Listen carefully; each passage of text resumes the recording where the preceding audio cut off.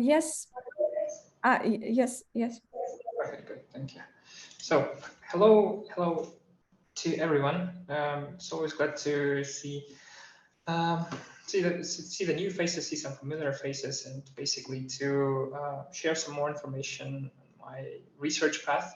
It's only recently started, and basically today we'll be talking about something more of a health tech oriented, very heavily into like robotics, namely like the exoskeletons for lower limb exoskeleton setup, and the biomechanical engineering, the machine learning, computer vision. What part does it play in the whole sequence, the whole pipeline? Basically, yeah, let's get started. A very quick few words about myself. My name is Dmytro, and I have graduated master's this year with honors at Kim Hill Academy, and basically I'm just a few months away from my PhD start. I've been doing researchship at IATSL laboratory by University of Toronto.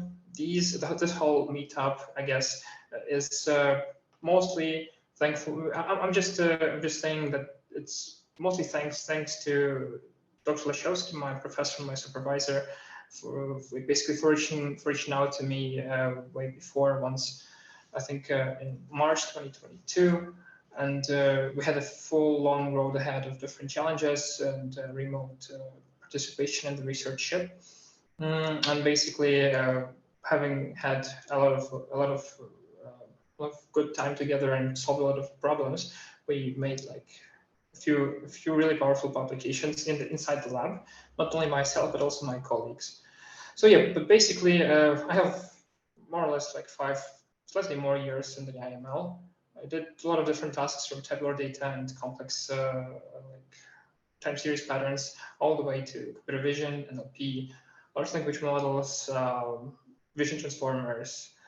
Yeah, that's that. And then also like this year, I had finally received my first publications. These were the poster, the abstract, and the paper on the same topic at different conferences. 2 of them were in the US, and 1 of them was in London. Yeah, but enough of that. Let's get started. Let's have a look at what we're going to be talking about during today's presentation. So I have had experience like at presenting different topics at different institutions, and the model I found best at giving out material is when we have somewhat of an interactive sessions.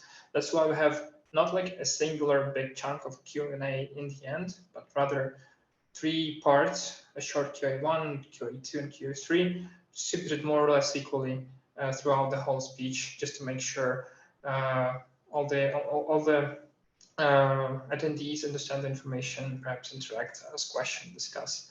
That'd be great if you participate. So I very much encourage you to ask questions. That's probably the most important vital characteristic of a successful data scientist, I guess. I suppose one could say so. So yeah, we're just going to talk about the problem that I tried to solve, what were the resources, what the team composition was, the timeline, basic overview of the results, just kind of like the first, the tasty piece of the cake, and then we'll have a short Q&A, perhaps have questions after that. Then only will we go into a more technical breakdown, going over data set, like pitfalls, training pipeline, different experiments, the final model, and how we solve like the whole problem we're trying to solve. And then another Q&A and discussion, and then like the last couple of words on basically on how we submitted the results to the conferences, what was the process, the reviewers, the feedback, rejections, acceptances, all that kind of stuff. And yeah, then we conclude, I guess. So for the problem introduction, the task was rather interesting one, rather intuitive, unintuitive, maybe somewhat peculiar. It's just we have a completely different domain from anything that I ever have encountered before. Robotic exoskeletons for a tertiary medicine institute in Toronto by University of Toronto, and the IATSL lab. They focus on different things that help people with disabilities, people with some kind of hindered movement to move better, easier. This can be done either with lower limb part, the exoskeletons, with the legs, with actuators, with a different combining systems, and of course the visual apparatus, the camera that is like on the chest of the wearer of this exoskeleton, and this camera, basically, to let you understand what I'm talking about, is this part in the lower abdomen of your body, and it fixates all the surrounding information in front of you, giving a clear clue to the system whether we are trying to change our direction, or just go up, go down, go on the level ground, and all different changes of the states. So for this task, I was faced with a choice. I either could choose to investigate a semi-supervised learning approach, which is basically supervised learning, but only with a very small subset of labeled examples and a very big subsample of unlabeled examples. Or I could also investigate temporal dynamics, the fourth dimension, or just the video classification. So the story was me and a colleague of mine, a friend of mine, got accepted to this program. And basically I chose semi-supervised learning, and he chose basically, obviously, the remaining topic, which was temporal dynamics for the same task. And the problem was his task was so challenging in terms of data engineering part, trying to like set up the flow properly, prepare like cross-validation and different sets, and in the end to get some viable results, that he is still submitting his conference paper to the next event soon, and he still has not, he only has recently finished. So that is the big difference. Like some supervised learning obviously indeed sounds easier, but still was challenging for me. It was challenging in general, and the output that we had was rather great.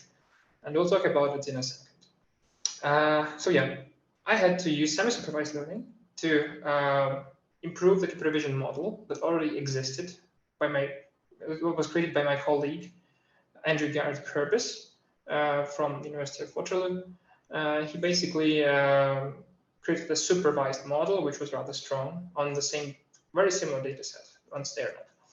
And basically I had to do the same, but just using the unlabeled, a huge amount of unlabeled data. I had to use another four, I'm just going to introduce data sets in a second. I don't want to mess like everything, pile up anything together in terms of information.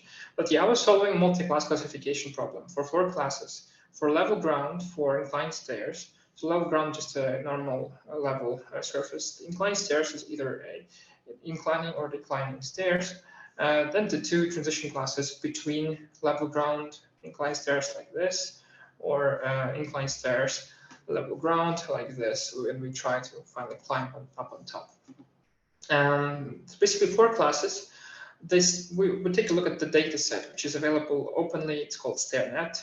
It has 500,000 labeled colorful RGB images, and it has like 4 classes that I just mentioned. And the distribution of those classes is quite imbalanced.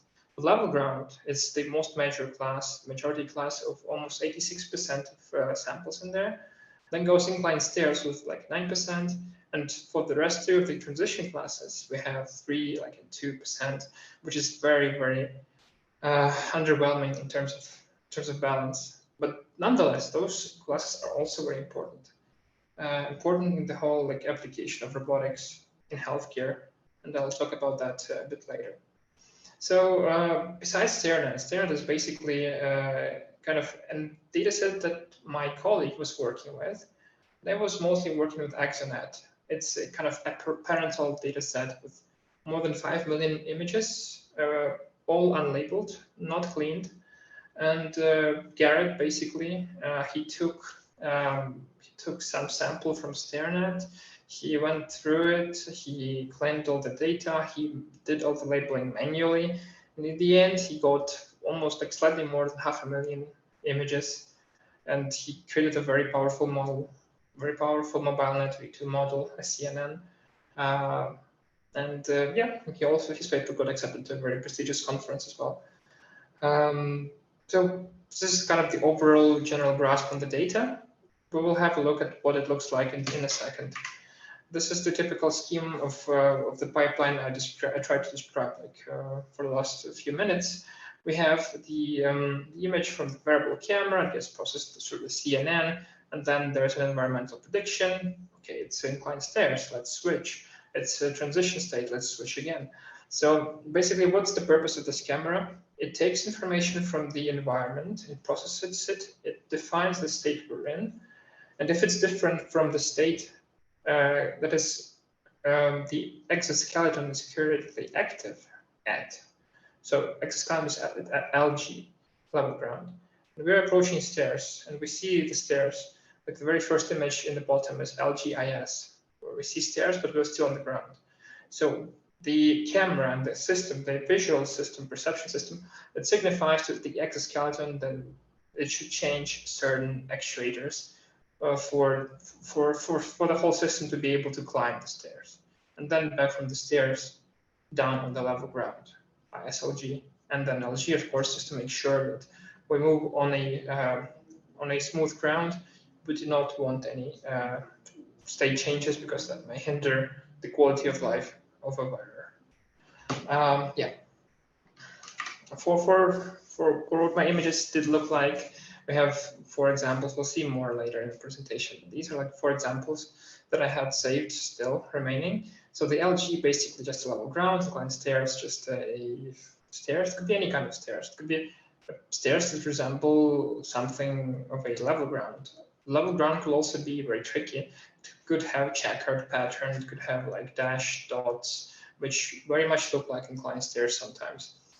And then we have LGIS. We see a carpet there, some kind of a Soviet Union carpet. Pardon my joke, but yeah, there's a carpet. And obviously, we are approaching the staircase, and we want to switch the mode of the exoskeleton.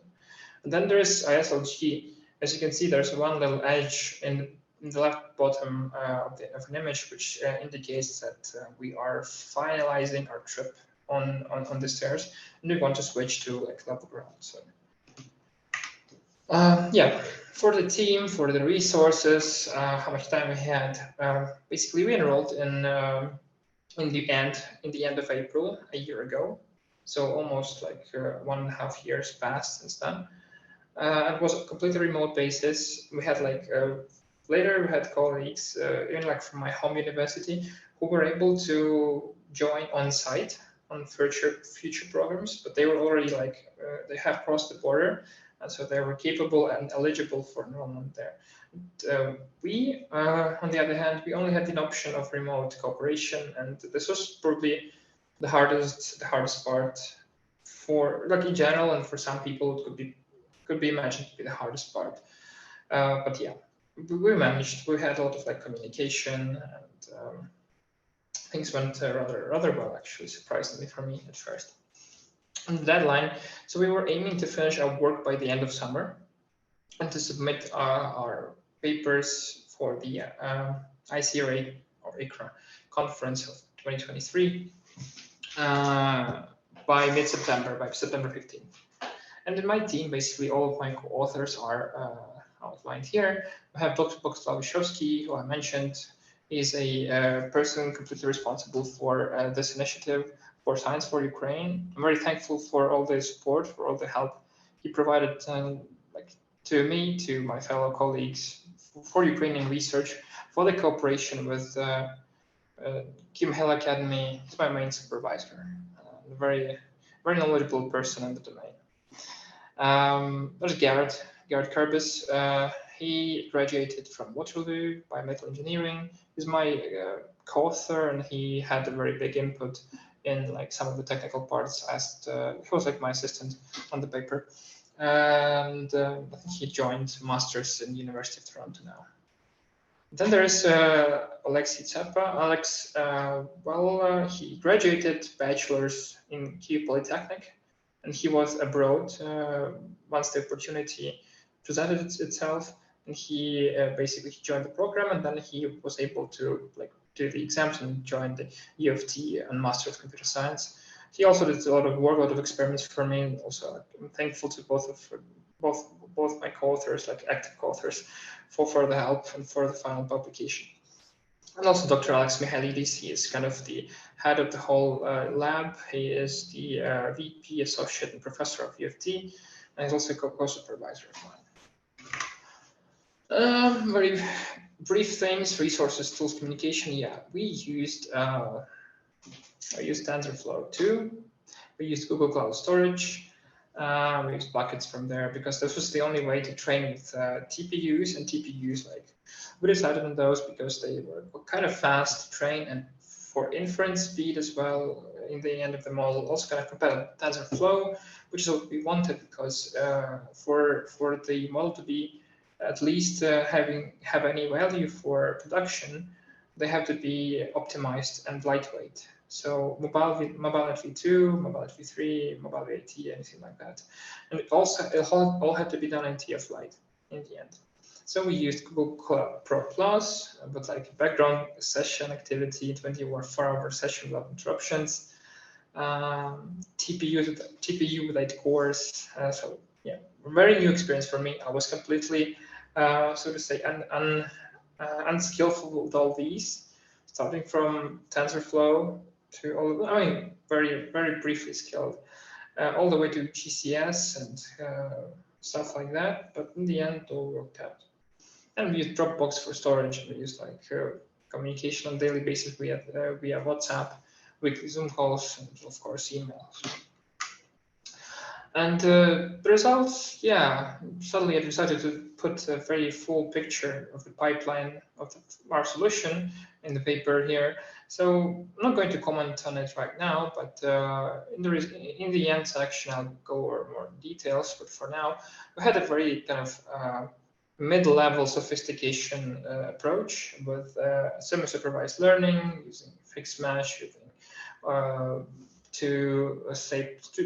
two-way sampled augmented data sets of unlabeled images. We used like combined loss, and more interestingly for results, we created our own subset with ExoNet-SSL, such a name, and it had like a very similar distribution of classes, more or less. I mean, incline-stairs were slightly less, level ground were slightly more, but more or less the same. And basically, this was all subsampled from the unlabeled part. So ExoNet having 5.6 million images. I only had access to 4.5 million, and then I condensed all this to informative 1.3 something million images, and this was called ExoNet-SSL. And to the right, you see like two confusion matrices from MobileNet v2, MobileNet v8. Mobile v8 is our solution, and it preserves pretty much all the accuracy across the classes, with the difference that it's slightly worse in the last class, but it's much better in the major class, in LG. So 0.5% on top of 99 in LG for Mobile v8 is huge. There's so many there's so many samples of LG class in validation set, test set, that it's much better accuracy on average. And in the bottom, you can see the table. Obviously, probably you have already had time to look at. There's just a comparison of accuracies. We have a 0.4 increase on accuracy, same for precision and recall, and for F1 score have 0.5. But most importantly, this is not the point. The point was not to get the better accuracy or much better or something like that. The point was to reduce the number of labeled images required for the whole sequence, for the whole training. So reducing down from 460,000 is very good, down to 300,000. And this is pretty much 35% decrease. And imagine how very tedious, how very monotonous and manual labor expensive task that is, just to do all that. Yeah, so these are the results. And finally, before we go to the first Q&A section, there's just, of course, the model's not perfect, it has errors. The first row contains like different misclassifications of level of inclined stairs. So these were all the stairs, but the model thought for some reason it was just a transition from inclined stairs to level ground. Well, of course, in some cases it looks similar, we never know, but this was just false negative or false positive. Well, in this case, I can't even think right now. Yeah, but that's not that important. The second row, just basically, the model thought things were level ground inclined stairs, probably natural, especially for the second picture where you have a big chunk of flat space. And then you have a staircase. That's a transition, right? But it's already a staircase. You don't need to switch the node for that. And it's misclassification. And yeah, in the last row, there's just the first picture with chairs in the room. The model thought this was inclined stairs, but it's actually just level ground. And for those were the same, I think the model thought it was inclined stairs, and it's actually a transition in both cases. In the last case, it's definitely transition, second pattern. So yeah, here we come to the first Q&A section. I'm going to Alt-Tab and going to see if anyone wants to ask any question or comment, discuss something. Please.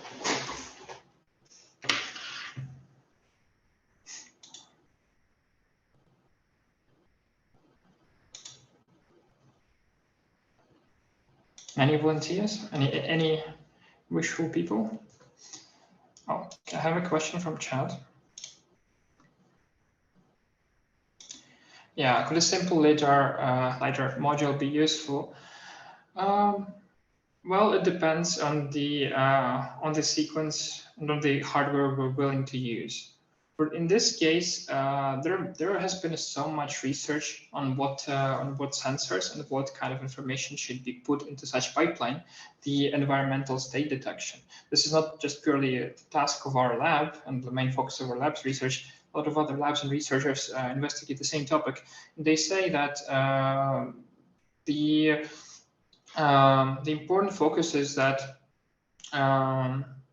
some of the sensoric information, especially the hardware components for it, like LiDAR, and they provide too huge of a loop in the feedback for the inference.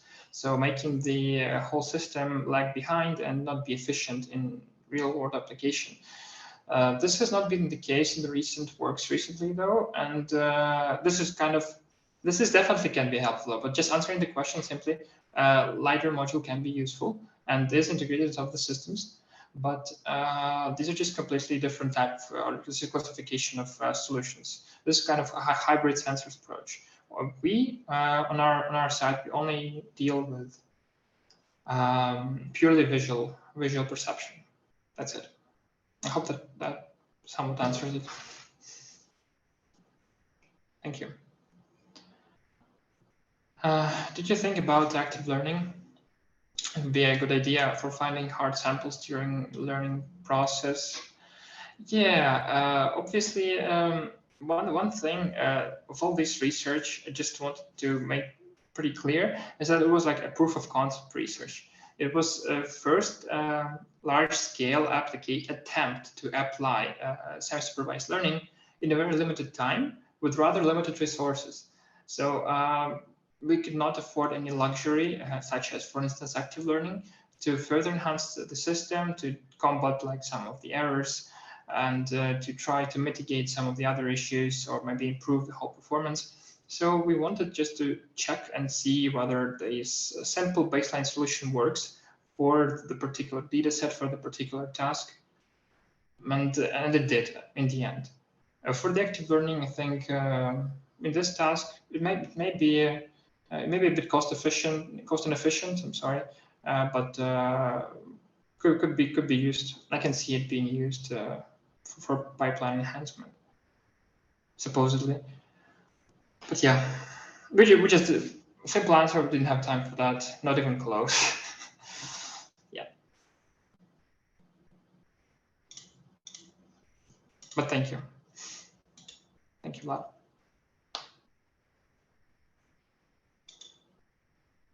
Yeah, the solution does not consider temporal information. It's a whole different subset of a task. And my colleague was working on it, not me. But I would be curious to try the same pipeline, like semi-supervised combined with like video domain as well.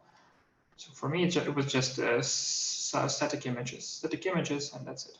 A lot of them, and unlabeled ones. Okay, thank you, Tim. We'll be picking up from here. If there are, you can feel free to ask questions like during my speech, so that by the time we reach out the Q&A session, I can just swiftly react to them. But yeah, let's go on. So here we go into the technical breakdown, into the data sets. Yeah, we have, that's pretty much everything I explained so far, but without much technicalities. We have ExoNet and StareNet, two like ground pillars. Like ExoNet has 4.5 mil images available.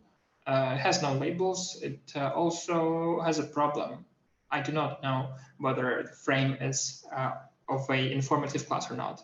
And what I mean by that is perhaps it has like some kind of occlusion in front of the camera, like a hand, like or a person holding like a yogurt plastic thingamajig and just occluding the camera or something else, or there's just to have illumination and the whole picture is blue or like white or black or whatever. So that's a problem. These frames, besides having a need to be labeled, they also need to be cleaned before being used like in a proper model. The quality of such images, yeah, was rather questionable, and the only thing similar to StareNet was basically the resolution and potentially the fact that I knew that there were useful classes. All 4 useful classes were in there, but not all of them. Basically, we used to cope with such an issue to kind of give pseudo labels. Let's introduce the term pseudo labels in the ExoNet dataset. We used StareNet. A dataset with labeled information, with labels for classes, and the one used by Garrett to achieve a 98.4 performance on test set. So we trained in one V2 model in StareNet from scratch. It was not the same model as Garrett used, it was very similar. And we inferred it on the whole ExoNet. We got the logits, we got the softmax from it, and then we had a very important decision to make. How much confidence do we want for the image to have for it to be able to make it to the final subset, ExoNet-SSL. This whole technique of having this threshold with a hyperparameter tau is a part of fixed match approach. And this is our main SSL method. SSL stands for Semi-Supervised Learning. And I will discuss, I'll share more information about it with you later. So right now, the fixed match, simply put, is just a technique that makes use of dividing the subset of unlabeled images into 2 parts, into the weakly augmented one and into a strongly augmented one. What that means is to like 500, like suppose we have 1 million unlabeled images. So for the fixed match to work, we have some certain amount of labeled images. We just put them aside. And for unlabeled, we have to double them. We have to apply weak augmentations. This is a horizontal flip for one set for 1 million images. And for another same million images, we need to apply a strong augmentation set. It could be color intensity change, jittering, hue, saturation. We strongly did not want to use things like random cropping or too much of a rotation. Definitely not the vertical flip, because that messes up with the labels. Imagine you have incline-stairs level ground and you flip it, and it's somewhat similar to level ground. Incline-stairs, completely different label, opposite one. Excuse me. And basically not what we wanted to do at all, because that will completely break the model.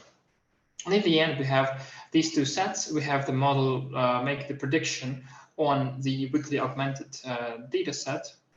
And we also, in the end, yeah, we assign a pseudo label once we calculate cross entropy of y true. Like basically the ground truth should be just the simple images from a strongly augmented subset, like below the figure, the lower part of the figure. And then so that's ground truth. The prediction is just a prediction of the model on the weakly augmented set. And then we infer, we calculate cross entropy against two of those like vectors.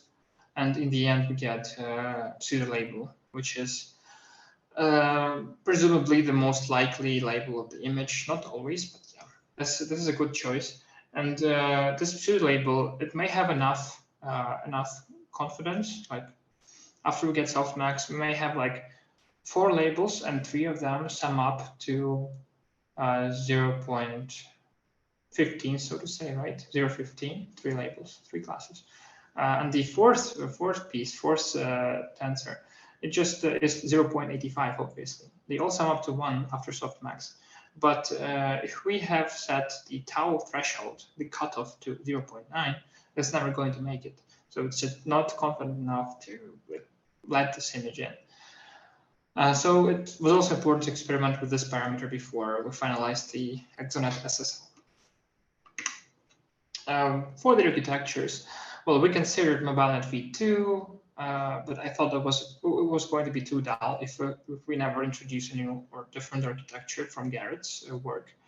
MobileNet v2 is a staple, well-known lightweight feature extractor, like specifically designed for mobile devices.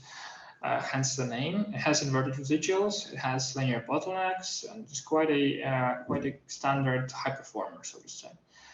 There's of course MobileNet v3, more advanced version of v2, more recent. It has squeeze excite blocks, has H-switch activation. It has obviously a more important architecture, more optimal architecture that has been drafted by Neural Architecture Search, NAS. Style of pipeline.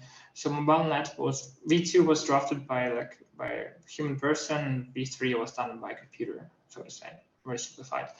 But v3, yeah, I'll tell about it in a few minutes.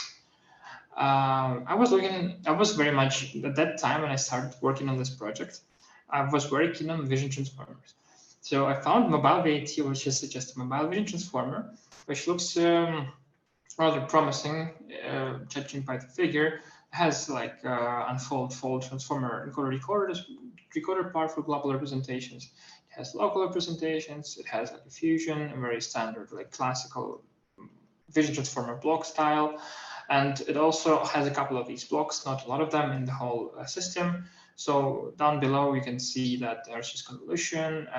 This MobileNet v2 block, basically also improving the MobileNet v2 upon MobileNet v2 model, MobileNet v2 downsample, blah, blah, blah, MobileNet VAT block, downsample by 2, MobileNet VAT block, downsample by 2, and then in the end we get like standard 1 convolution and just pull, fully connected, that's it, logits. So I was curious how this would perform, whether it's going to be optimal or not. And there were only 3 architecture variants present for this model. The XXS, the smallest one, the XS, the middle one, and this S, very small, the big one, comically. So yeah, for practical results, I'm just going to give you straight off the bat. MobileNet v2 worked well. It preserved the results that my colleagues received, but also basically we used it to retrain the backbone for initial purging and cleaning ExoNet and making ExoNet-SSL. We used MobileNet v2. MobileNet v3, well, unfortunately, it didn't work at all. It just provided poor performance. It trained for quite a lot of time, and perhaps, I don't know what the problem was there. I didn't have time to investigate, but maybe it was incompatible with our task or with our data set. In the end, we just discarded it completely. For BiomechanicalEngineering, well, there's 3 options here. You can enjoy the nice graph on the right-hand side of the slide. There is BiomechanicalEngineering with 3 configurations. They all only differ in size, number of parameters, but the same concept remains like staple same. There is the XXS, the smallest model. I tried it first, had like sub 1 million parameters. It trained very fast on our data, and that's quite a lot of images for that time actually. And had decent results, but it was still not good enough for the accuracy part. The S model, the biggest one with almost 5 million parameters, it was training for like a lot of time. It was not performing well. It was potentially overfitting, I think. And I think basically it was a good idea that I rejected the idea of using S instead of like XS even, very, very early. And excess, of course, the golden middle ground model with like 1.9 million parameters. So it was good both in terms of generalization, and speed, and model size. Well, it also captured dependencies quite well, so it extracted as many features as we wanted. So it was the best choice. We stuck to excess in the final configuration. For the pre-processing, I already mentioned some of these, but yeah, that's the first part of the diagram, which we're finally going to analyze a little bit. There's a labeled set that just gets oversampled and with augmentation application, and then we get a balanced labeled data set. This is just this part of the technique I borrowed from Garrett. And for the unlabeled data set, for the ExoNet-SSL, of course, I had to make 2 copies, and then to one copy I applied a weak augmentation horizontal flip, to the other one the strong elements. And of course, I thresholded before applying the augmentations. I thresholded by running MobileNet v2 pre-train on Sterit, running it on ExoNet dataset, and then getting the tau cutoff. And actually, from just so you know, 4.5 million images from ExoNet got down to 1.3 million from ExoNet-SSL. So I threw away 3.2 million images, which in my opinion, and in the opinion of the whole kind of system, were not good enough for garbage, basically. And there's, believe me, most of them were. Yeah, the training pipeline experiments. There were a lot of combinations of different parts of the system, the modules, the hyperparameters, the architectures that I needed to test. Fixed match that I already introduced, it had 2 other important parameters besides tau cutoff. It has, obviously the labeled batches that I mentioned, but it also has a difference between these batches. Between the labeled and unlabeled ones. So there is mu, hyperparameter, which defines a batch size ratio, or simple terms, defines how much bigger should unlabeled batch be than a labeled one. So if you have a batch size, standard batch size of 128, and you define a number mu of 4, you have to have like sufficient amount of data, of course, it's understandable, but you have to have 512 unlabeled images in a unlabeled batch, so 4 times more. The final system looks like you have one batch, supervised batch here, which is very thin, and for instance, this should be like 4 times more thick, one and the second one. So you have like a triplet, so to say, where you have 2 subsets in unsub part and 1 part in labeled part. But that's not that interesting. Let's just move on to one final parameter I want to mention is lambda, or the unsupervised sample weight parameter.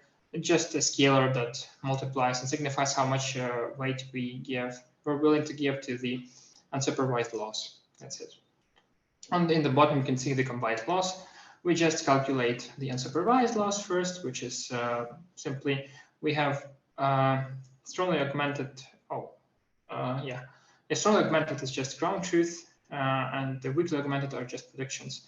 Then we calculate cross entropy, multiply by our lambda scalar, we get the loss, and then we add to that the supervised loss, the traditional cross entropy, we get the final loss. So training pipeline experiments continued. This is just my notes I wanted to share during the whole procedure of finalizing the model. So batch size was very tough to optimize. Garrett used to do 128. I used different options, like from 256 to like 1024, like even less than that, like 32, 64. But in the end, the best numbers that worked were supervised batch was 64 and unsupervised was 3 times bigger, 192. And of course, I had to adjust learning rate accordingly every time. For optimizer, well, I stuck to original SGD, warmer stars and momentum and Nastro, but also I tried decoupled by decay for SGD, for Atom W. Well, both atoms worked like terribly, but it completely failed. but just didn't converge at all. As for the scheduler, yeah, I just also didn't want to be very creative. I tried many, like a few other cyclic schedulers, but I stuck in the end to cosine and annealing. Yeah, I obviously used TensorFlow 2, as I mentioned. I used ATPU course. I used Colab Pro Plus, and yeah, in the end, the augmentations kind of went over already about them. That's pretty much it. As for the interesting kind of experiments that were not part of the final model, well, focal loss. Focal loss being the alternative loss to cross entropy, being the loss that wrangles well with unbalanced distributions, and I had a very unbalanced distribution. I had to try different options such as oversampling just to match things together and not use focal loss. With focal loss, I came to different important and interesting discoveries. So I swapped to vanilla CE for focal loss. I used different versions of gamma, like from 1.5 to 3 or 4 or 5 even, like I had a very wide range of gamma. And gamma is the parameter of how much we want to penalize the misclassifications on the minor classes. And and the results were very peculiar. The accuracy overall fell down, yeah, by 1% or so, I think. But in the end, this swap, it allowed the classes to be recalibrated. And what I mean by recalibrated is to kind of redistribute accuracy from a major class to other minor classes, or something like that, more or less, and just to kind of even them out. In the confusion matrix, I saw the general class balance in a more smooth format. It was an interesting find because, like in robotics, it generally is important to outline all the classes, not to like forget about anything. If you maximize level ground, you risk the user safety because transition states are undervalued, so to say, not undervalued, just under accurately estimated. And this may lead to potential risk in not switching during the incline or decline of the stairs, and this is dangerous.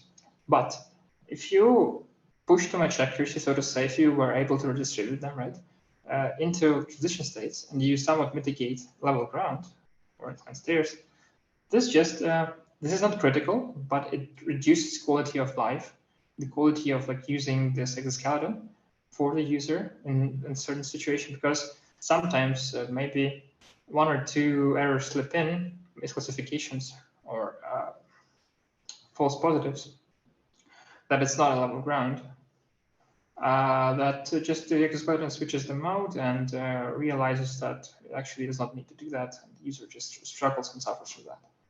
But yeah, that's just my thoughts, and I wanted to share it because it's kind of an interesting phenomenon. I used to call it, I called it in my paper class accuracy allocation phenomenon, and maybe I'm willing to study it a bit more later on. And for the average run, for one model training, XS, it took 2.5 hours.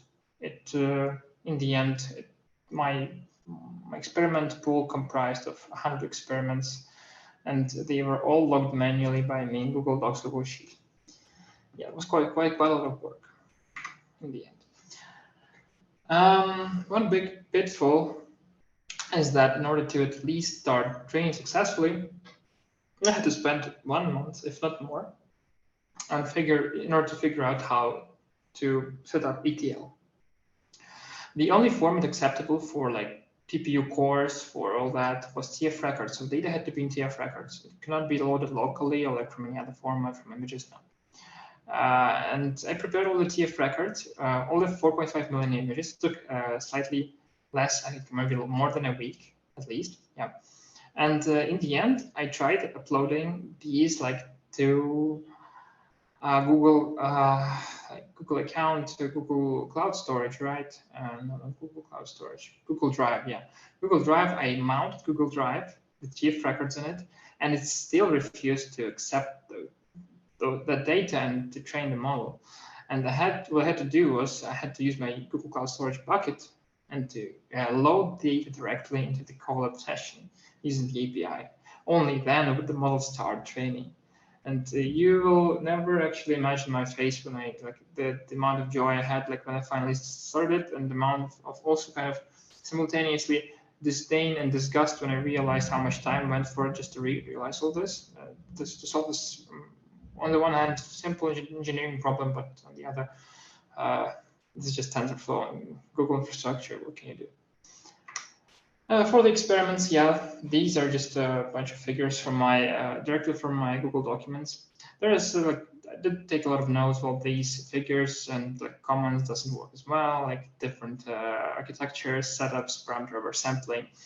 And documented, see like the name, VATXS augmentations was oversampled with assigned EK without reshuffling, batch size such, U3, like weight unsampled 1.05, etc., how much data. This was very cool. I had like to keep track of all this. Maybe I could have used some things like, I don't know, modern techniques to log the information, like I can't even remember the ML one, ML something. Yeah, you potentially know better. But yeah, I never had time to like even set that up. And yeah, also these confusion matrices. I have like these 60-page long documents right now where I have all the experiments stored. And that's it's quite nostalgia to look back at, I suppose.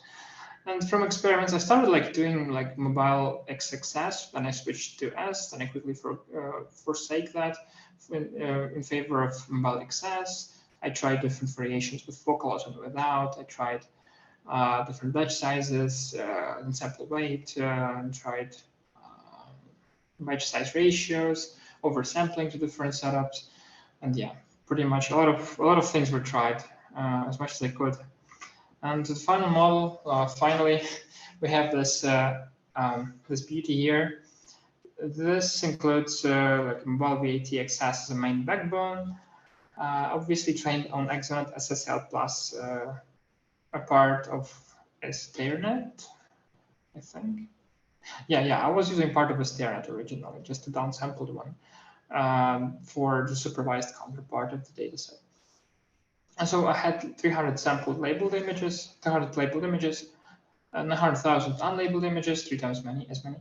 We had like SGD with nested over momentum, had tau cutoff 0.9, like batch size we know already. Lambda, I had like 1.03. And it's important that kind of to note here that lambda is almost as much as the typical supervised loss. Why? Why is it so? I tried different values from like even sub-0, sub-1, I mean, like 0.9, 0.8. I tried 2, 3, 5, 10, according to the paper, but I also had like very controversial results. And what I found worked best for me was 1 point something, very minor, like 1.03, because basically the way this parameter works, if you give too much weight to unsupervised counterpart of the model in the loss calculation, then the unsupervised dataset influences the decision, the final output, way too much. It's good in the case you have very good and refined unsupervised data or pseudo-labeled data. But I was very dubious about my my cutoff experiments and ExoNet-SSL, so I decided not to give it too much credit, and only put the like lambda parameter to 1.03. Yeah, focal loss was switched back to cross entropy vanilla for the final model, and yep, that's it. You see these figures from the paper with accuracy and loss. And yep, here we come to discussion and Q&A number 2. I would encourage you can unmute yourself if you want to ask anything you'd like. The microphone, the video camera if you want. So I have some very particularly usual situation here. I have like an alert, silent alert. I have big rain with. Guys, any questions? Yeah.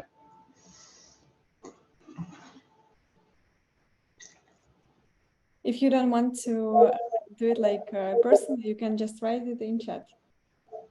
Yep, absolutely. Thank you for the presentation. What do you think about the development of semi-supervised, unsupervised approaches, especially in your tasks, and maybe like in object detection, image segmentation tasks? Yeah, good question. Thank you. Basically, we have a tendency right now to observe that with the scaling of data requirements for some models get bigger, maybe more optimal, I suppose, but also bigger in terms of capacity they require to be efficient, data set size.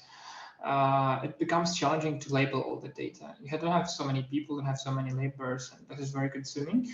And the tendency is we are moving towards the paradigm where unlabeled data or partially labeled data is going to overtake, supersede purely supervised formats.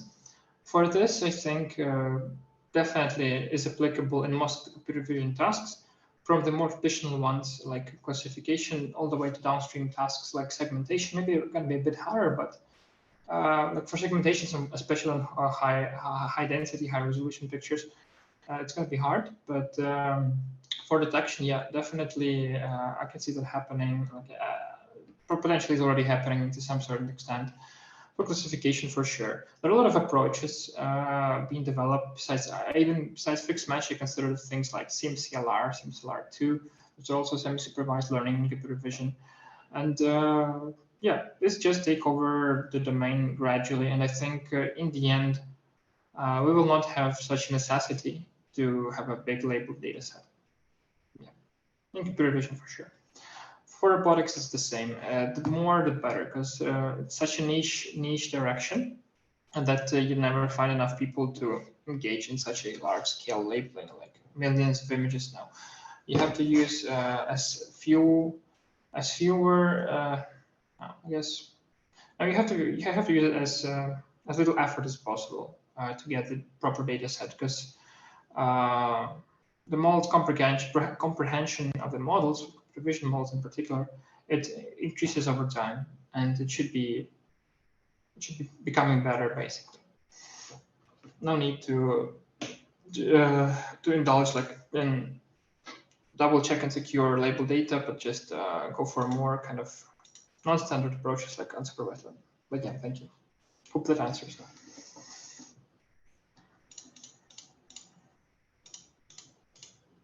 More questions, maybe? Don't be shy. Okay, I have a question. Yes, thank you, Dmitry, for this good presentation and work. And what do you think about depth map, which you can get from different models exist for this, and you can add this depth map as a forced channel for your images, and it would be good things for getting by model different patterns related to depth. It's useful for stairs or for different complex classes as stairs and ground and to ground or ground to stairs. Yeah. Yeah, that's a good point. Depth map basically, like our system, our pipeline struggles and kind of has problems with certain feature elements, such as like that. Yeah, we have been asked that a lot by our reviewers. Just that you're more like tend to density, what's wrong with the shapes, who tested this and that scenario. For sure, it is always a good idea for the final product or final model, final research model, to think about like the most enhanced version. Potentially using dense maps, I think slight modification to the architecture, or definitely just the intermediate feature extraction of feature resolvers should be a good idea.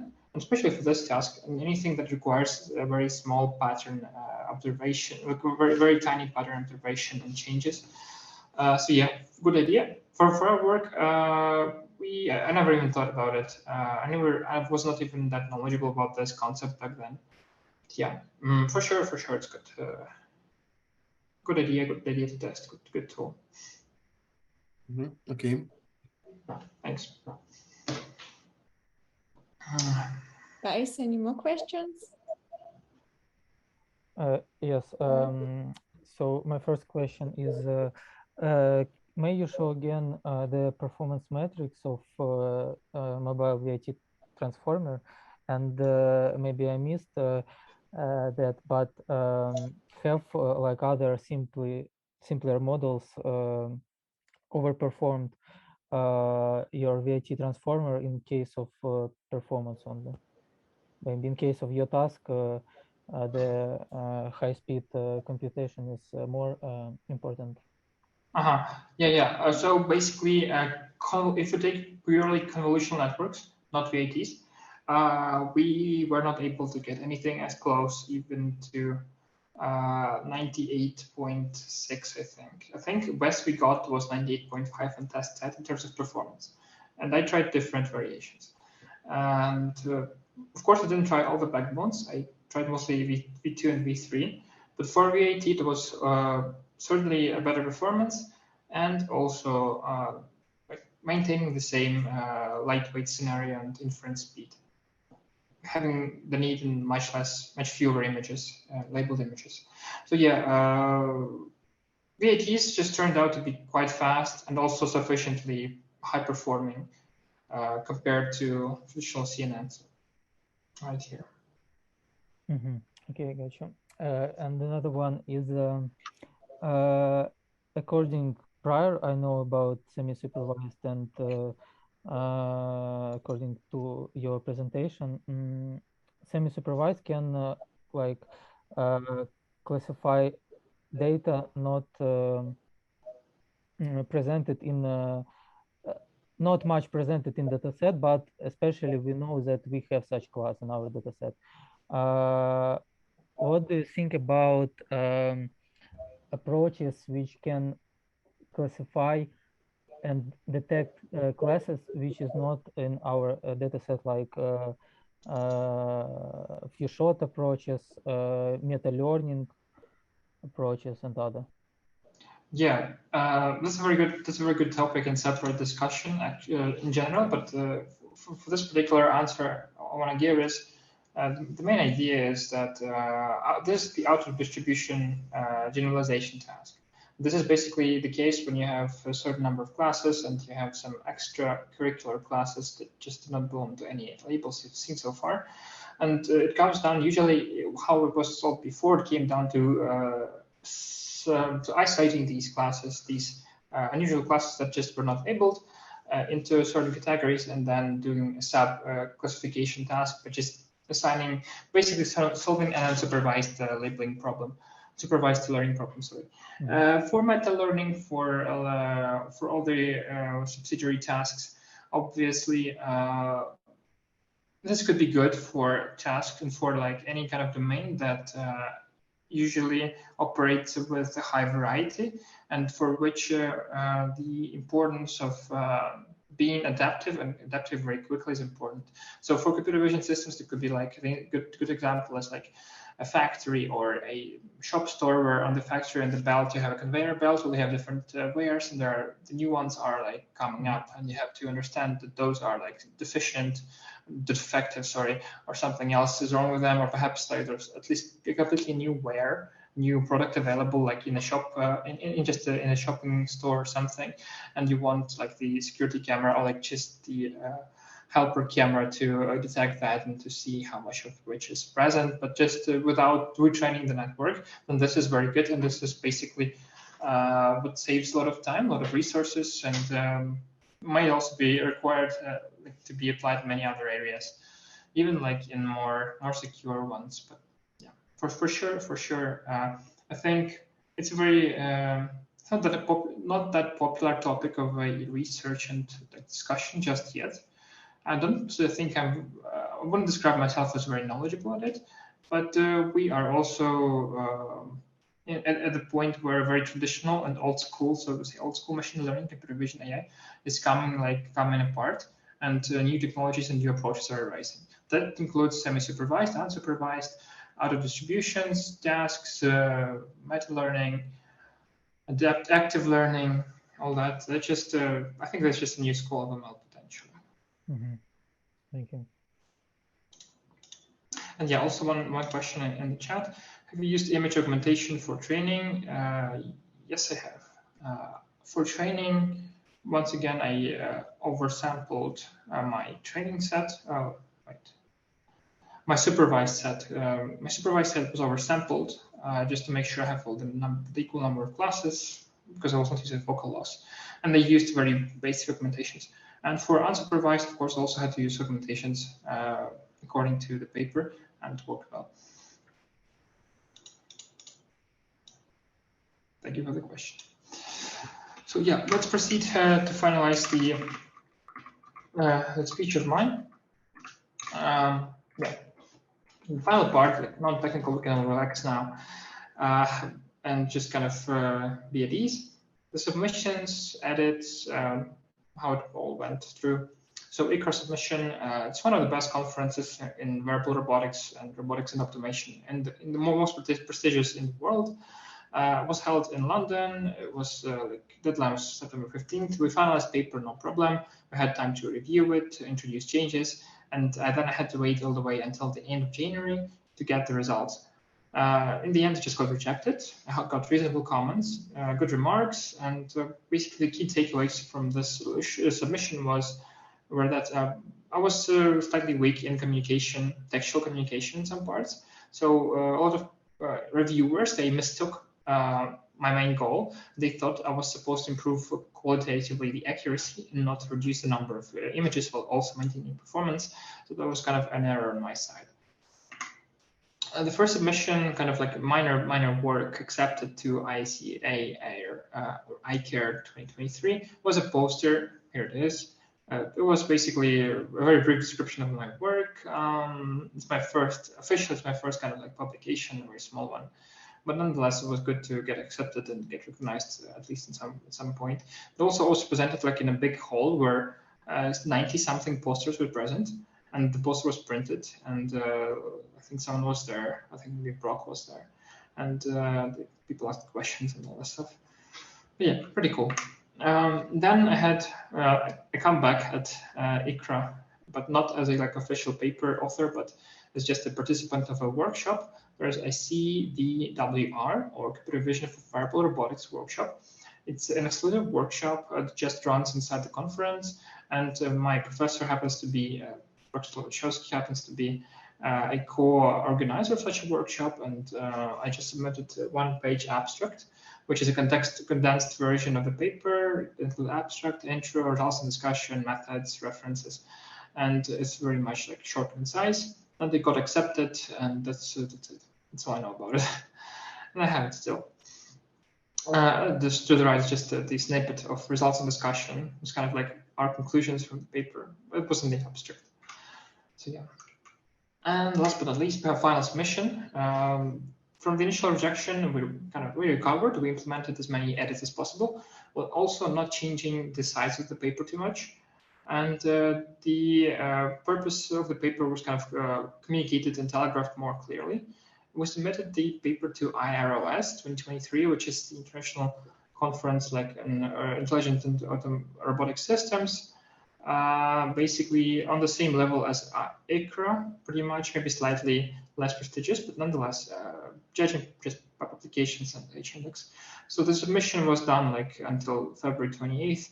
And the results only came up very recently, like a month ago, not even months ago, June 21st. And in the end, yeah, we got finally accepted with minor comments to like correct before like the final manuscript submission.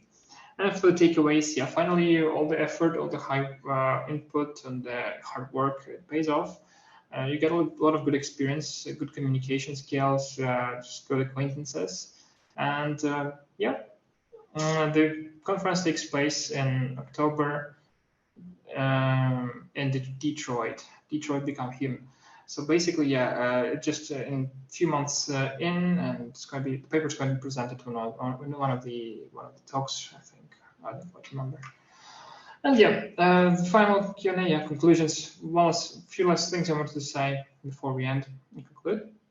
are that the first things first, big thanks to all my colleagues and anyone who may be watching this recording for making the work possible and for providing support.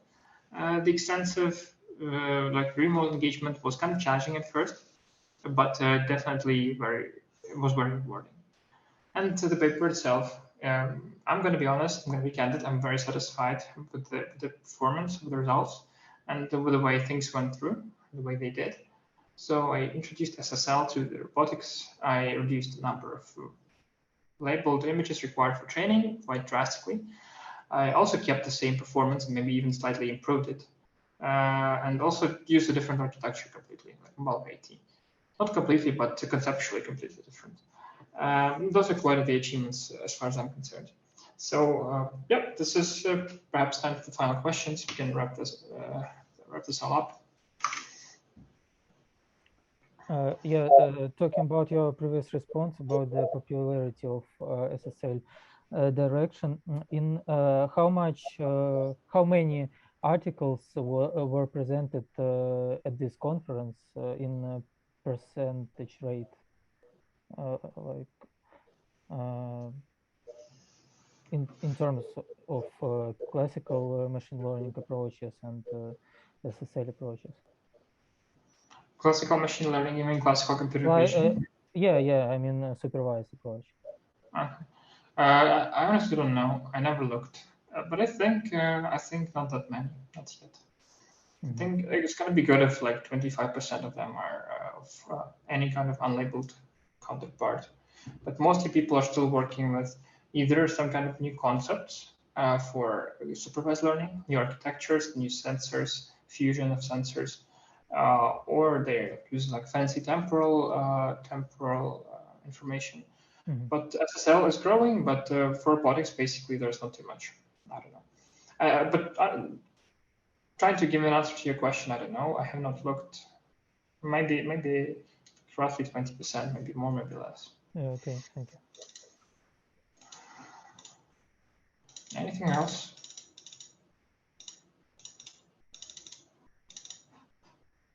Yeah.